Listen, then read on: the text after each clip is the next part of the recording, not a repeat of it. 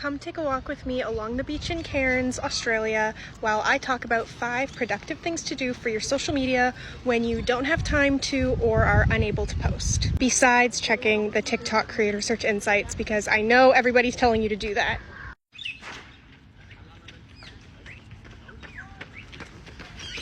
Number 1, because I know you've been putting this off, is to deal with all that raw writing footage that you have in your camera roll.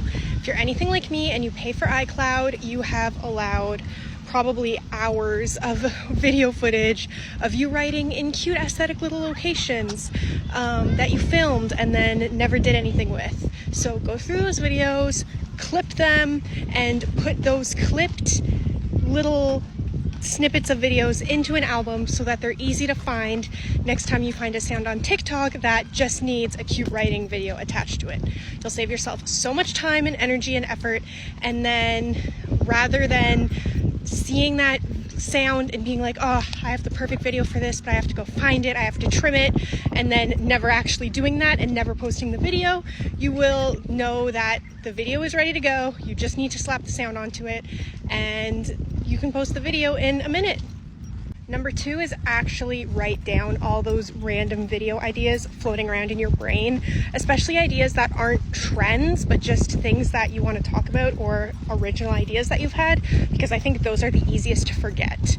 Now, if you're anything like me, as soon as you tell yourself that you're going to write all these ideas down, you forget every single one of them. So, at the very least, that's helicopter. What you're going to do is you're going to start either a Notion page or a new folder on your laptop or even just a new notes page on your phone, and you're just going to create a template, anything that works for you. It can be as simple or as complex as you want it to be, as long as you know you're actually going to go back to that when you do have a video idea. No more losing ideas to the ether just because we didn't write them down. And that goes for your story too.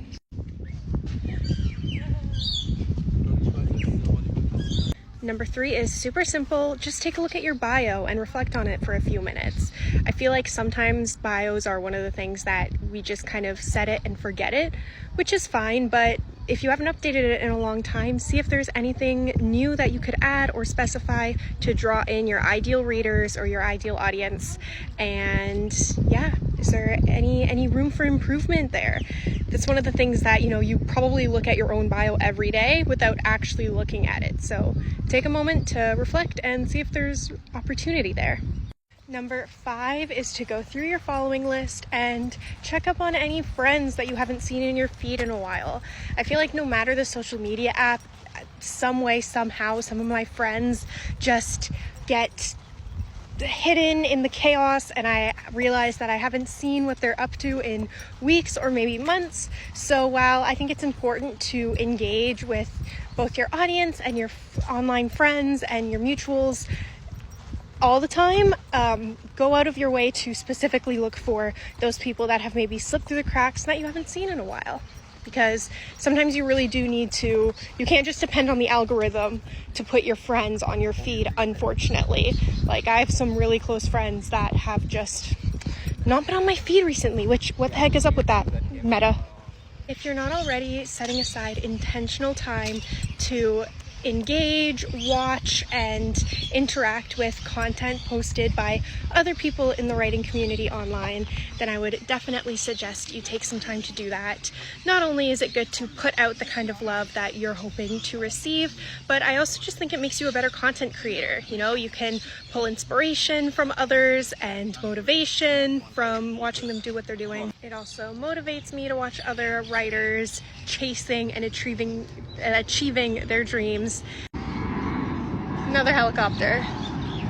Number 5 is more Instagram specific, because I don't actually know if you can do this on TikTok and YouTube. No, I don't think you can on TikTok. I don't know about YouTube. But if you're into reel covers, which is the photos that you put over your reel, so when you look at your feed, it's just like the picture rather than the actual reel, take some time and make those or revamp those if you have some already.